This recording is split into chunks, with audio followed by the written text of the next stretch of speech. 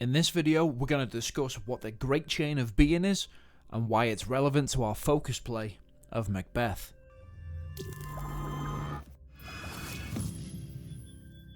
First off, what is the Great Chain of Being? Well, back in medieval times, Christians believed that God came up with a hierarchy, a sort of ladder that organised everything in the universe in terms of purity.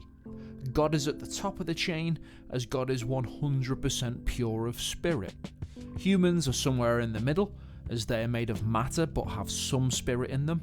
And then at the bottom, you have things like rocks, which are not spiritual in the slightest. They're just matter, they're just rocks. The idea was that everything in the world had its place in society. There was order and balance. And if this order was disturbed in any way, there would be consequences. More on that later. Let's zoom in a bit on the chain. There are a few different versions of this chain in various levels of detail. Today we're going to look at this version. And as I said before, God was at the top. Next came the angels and demons, things that are more spiritual than humans but not as much as God. Then we have humanity, followed by animals, plants, and then minerals. Now let's zoom in on the humanity section. Top of humanity was the king. The Elizabethans and people of many other eras believed that the king was chosen by God. This is a concept known as the divine right of kings.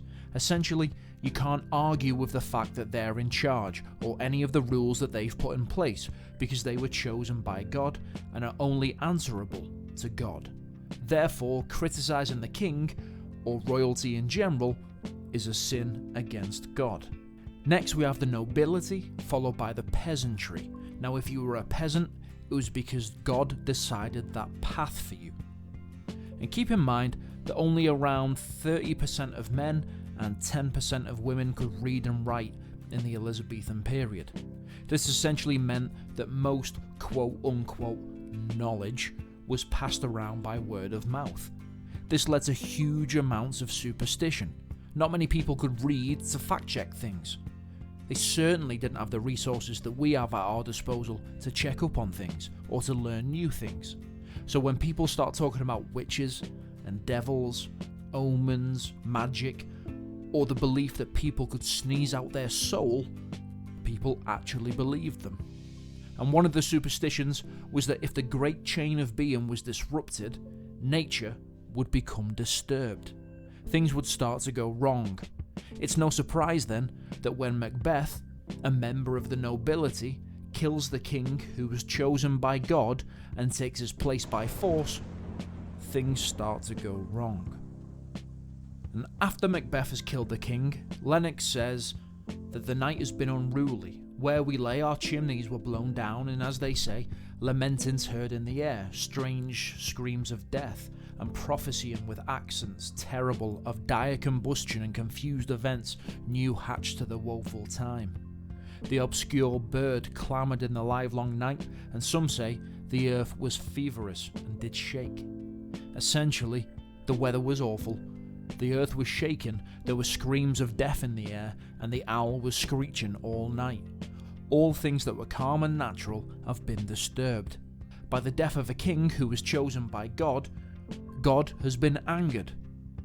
In the next scene, an old man says he's 70 years old and he's never seen things as bad as they were the night that Duncan was murdered.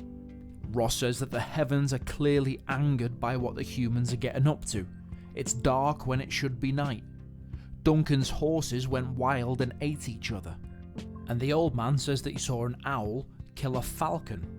Now it's interesting that Ross talks about darkness essentially murdering the light, a clear metaphor from Shakespeare for the evil Macbeth murdering the pure King Duncan. Essentially, things seem backwards and unnatural. Add to this the supernatural elements such as the floating dagger, Banquo's ghost, and the blood on Lady Macbeth's hands, and it's clear the Great Chain of Being has been disturbed and humankind is now facing the consequences, in that it's pretty much all downhill for the Macbeths from here on out. Now it's no secret that Shakespeare loved the book known as Holindshed's Chronicles. This was a book written in 1577, and Shakespeare used it as a source for Macbeth, King Lear, Richard III, and a bunch of other plays, and it has absolutely terrible reviews on Google. In the Holinshed Chronicles, which was basically a history of England, Scotland and Ireland, it says that after the murder of the king, there were storms, continuous darkness for 6 months, horses that ate their own flesh, and a sparrowhawk that was strangled by an owl. Sound familiar? Absolutely.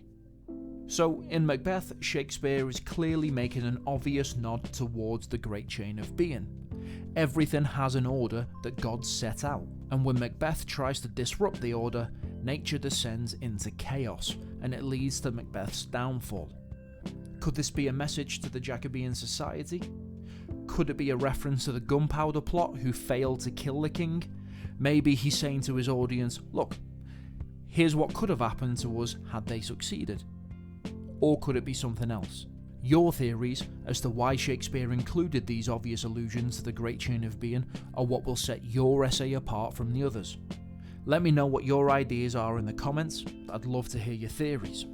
That's all for today's video. Thanks for watching, and happy revising.